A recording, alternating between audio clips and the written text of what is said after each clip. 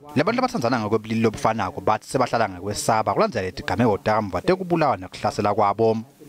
Lokhu kutangemuva kwekutsi bafune bulungisa kulandela lokubulawa ngesihluku kwa-Andile Ntuthela nalonwabo Jack ngenxa yebulili babo.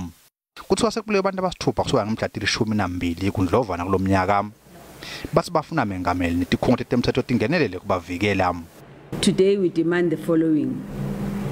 We demand that by the end of this week, the President of South Africa unequivocally speak out, condemns and calls for an end to the violent attacks on the LGBTIQ+ community.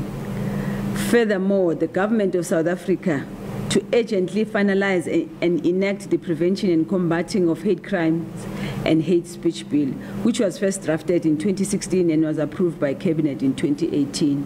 Sebacene baholi betenkolo nebendzabuko ukuthi bakhude lokubulawa kweBantfu futhi kuphene lokuhlukunyezwa kwalabatsandzana ngebulili lobufanako ngesebenza emasiko nenkolo.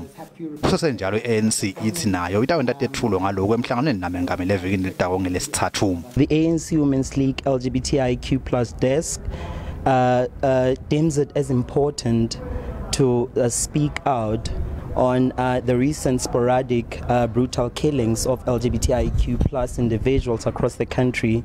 Part and parcel of our work is to ensure that we agitate government on ensuring that issues of LGBTIQ find expression both within Parliament and within the broader mass democratic movement.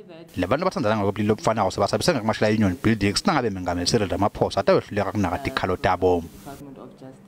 We've also been following